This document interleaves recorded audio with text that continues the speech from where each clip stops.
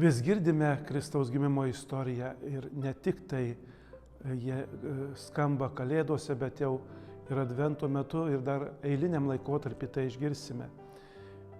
Galim paklausti to pačio klausimo, laukdami Kalėdų, o kodėl aš gimiau?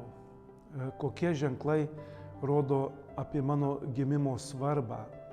Nes ir šiandien girdėjome, kaip Kristus gimė ir žinoma, kokie tie ženklai jį lydėjo. Vėl norisi prisiminti iš savo patirties. Iš vaikystės žinau, kad kai gimiau, mama sakė tėčiui, mūsų bus daug. Tai ženklas, kad mes buvom dvyniai. Ir antras ženklas, kurį visada nešiojusi savo širdį, moteris, kuri mums atėjo patalkinti šeimoje, nes mūsų buvo daug vaikų, sakė, kad ją aplankė nežinoma moteris, kurią jį laikė stebuklų, kaip kokia nors galbūt motina Marija. Buvo taip, nebuvo, bet man tai ženklas, kad Dievas rūpinosi nuo pat gimimo apie mano gyvenimą. Kas man belieka, gimiau, augu, užaugau, esu kunigas ir šio Advento metu atradau iš kataliko gyvenimo tokius žingsnius siūloma ir man jie užkabino. Pasidalinsiu.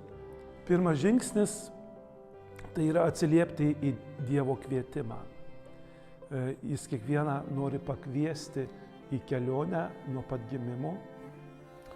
Atsiliepimas prasideda, kad aš išgirstu, suklūstu ir atsiliepiu. Atsiliepiu jo kvietimui. Antrasis žingsnis siejasi su tuo atliepu žodis taip, kaip ir Marija pasakė.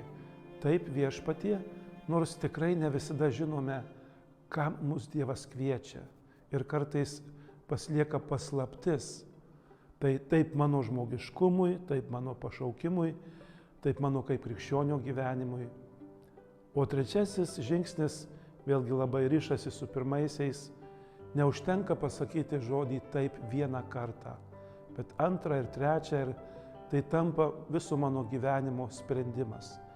Būti su viešpačiu taip. Ir šioje vietoje man išlieka Advento toks įvaizdis atvertos durys. Aš atsivėręs viešpačiui, kad jis mane galėtų kviesti, aš jam ištarčiau taip ir tęsčiau savo kelionę, kurią pradėjau nuo pat gimimo.